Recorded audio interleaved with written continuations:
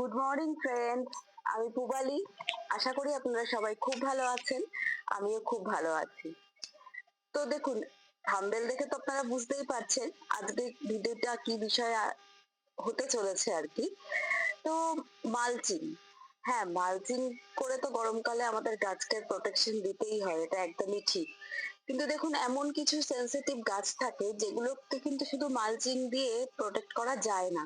মানে ধরুন, যদি এক বেলার জন্য আমরা কোথাও যাই, তো আমাদের মতো যারা গাছ পাগল তাদের বাগানে এরকম কিছু গাছ তো অবশ্যই থাকে যে সেগুলো কিন্তু সত্যি মালচিং এর সাহায্যে ওই একবেলা রেখে দিয়ে গেলে পরে এসে সেটা আর ঠিকঠাক পরিস্থিতি মুখোমুখি হওয়া যায় না।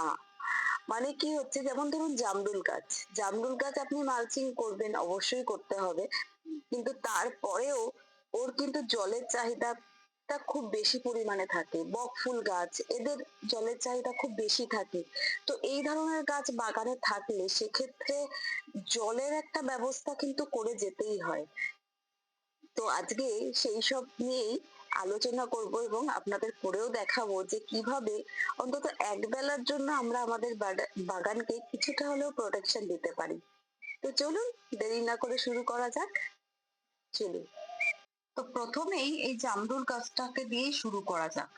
অ্যাকচুয়ালি এই গাছটা আমার বাগানে যে সেনসিটিভ গাছগুলো আছে তার মধ্যে অন্যতম বলতে পারেন। কারণ এই গাছটার যা নেচার, তাতে সবসময় যদি শিকড়ে জায়গায় ময়েশ্চার ভাবটা না থাকে, মানে মাটিতে ময়েশ্চার না থাকে, তাহলে কিন্তু এই গাছটাকে কিচ্ছু ভাবেই ঠিক রাখা সম্ভব নয়। ঠিক রাখা বলতে পরে যদি আমরা জল দিও, তাহলেও যেহেতু এখন ফুল ফলে ভরে আছে গাছটা, তো সব ফুল ফল কিন্তু মাটি শুকিয়ে গেলে সাথে সাথে ও ঝরিয়ে দেবে। মানে জল দিলে গাছটা ঠিক হয়ে যাবে ঠিকই, কিন্তু ফুল ফল কিন্তু আর আমি রিটার্ন পাবো না। তো সেক্ষেত্রে আমাকে সবসময় মাথায় রাখতে হয় যে এই গাছটাকে আমি কিভাবে ফুল প্রোটেকশন দেব। তো এক্ষেত্রে আমি যেটা করেছি, এই যে দেখুন, ডবল মালচিং করেছি। উপরে একটা ছেঁড়া কাপড়ের টুকরো একটু মোটা করে দিয়ে দিয়েছি, আর এর তলায় আগে একটা লেয়ার দিয়েছিলাম খড় দিয়ে। হ্যাঁ, ঘরটা আমার কাছে অ্যাভেলেবেল আছে এই মুহূর্তে, তাই জন্যই দিতে পেরেছি, নইলে হয়তো অন্য কিছু দিয়ে করতাম। এই ডবল লেয়ারটা দিয়ে আমি এখানে মালচিংটা করেছি।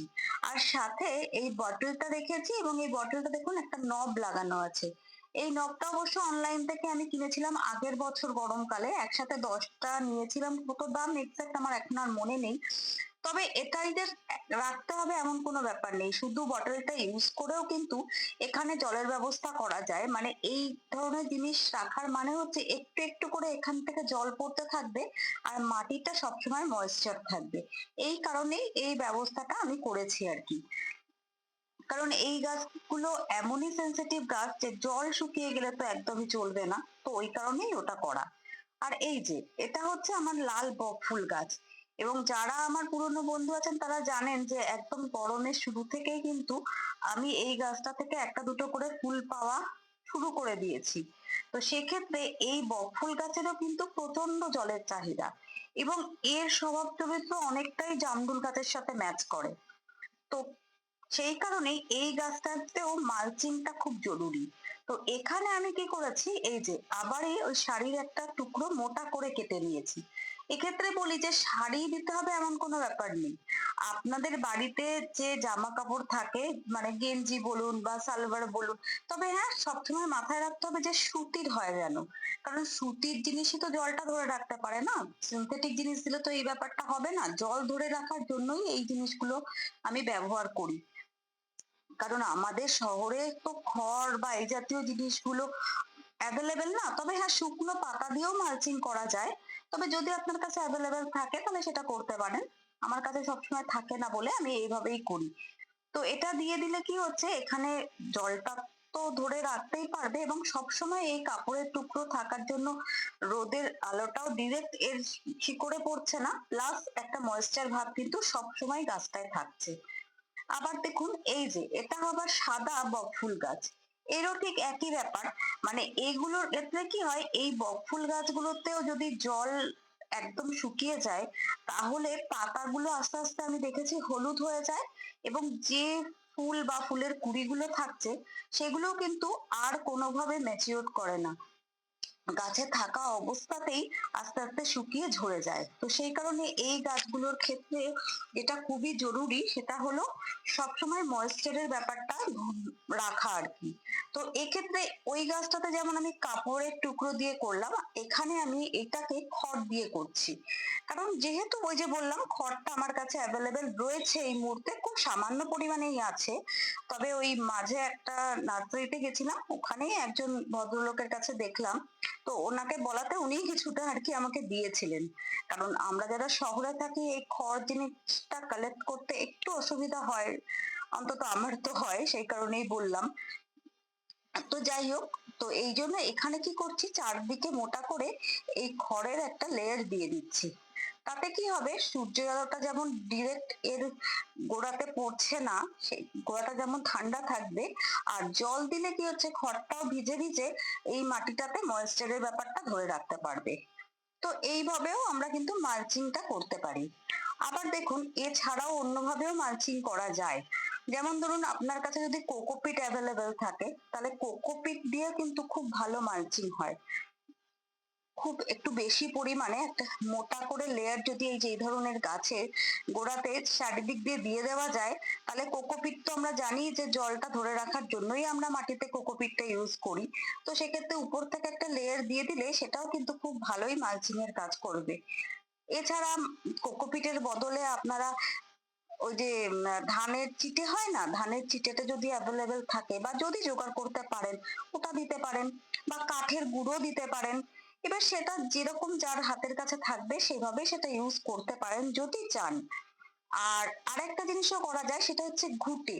কারণ দেখুন, গোবর মানে গোবর সার ঘুটে এগুলো কিন্তু খুব ঠান্ডা রাখে এই গরমে গাছদেরকে। সে কারণে অনেক সময় ঘুটে ভেজানো জল যদি গাছে দেন না, তাহলে সেই জলটা খেলে গাছ কিন্তু সত্যি খুব স্বস্তি পায়। তো ওটা দিয়েও কিন্তু মালচিং এর কাজ করা যায়। হ্যাঁ, তো যেটা বলছিলাম সে তখন যে ওই বটলের নবটার কথা, যে নবটা ছাড়াও আমরা কিন্তু বাড়িতে ফেলে দেওয়া বা অপ্রয়োজনীয় জিনিস দিয়েও কিন্তু এটা করতে পারি। তো সেটা কিভাবে করি সেটাই আপনাদের এখন শেয়ার করছি। অ্যাকচুয়ালি দেখুন, ওই যে যে কোনো কোল্ড ড্রিঙ্কস এর যে বটল গুলো হয়, আমি এখানে একটা 500 বটল দিয়ে জাস্ট করে দেখাচ্ছি, কিন্তু এক্ষেত্রে একটু ওই 2 লিটারের বোতল বা তার থেকে একটু বেশি বড় যে বটল গুলো হচ্ছে আর কি, সেগুলো ইউজ করলে ভালো হয়। কিন্তু কোল্ড ড্রিঙ্কস এর তো 2 লিটারের থেকে বেশি বড় বটল ওইভাবে অ্যাভেলেবেল নয়। তবে সেক্ষেত্রে তেলের কৌটো কিন্তু হয়, তেলের গুলো কিন্তু 5 লিটারেরও পাওয়া যায়। তো সেটা অবস্থা বুঝে করতে হবে। এই যে এরকম একটা ছোট করে হোল করে নেবেন। তবে হ্যাঁ, এই হোলটা অবশ্যই এটাও একটু বড় হয়ে গেছে, কারণ জলটা একদম বেশি করে পড়ে যাচ্ছে আমি দেখলাম। তবে এই মুহূর্তে আর আমি কিছু করলাম না।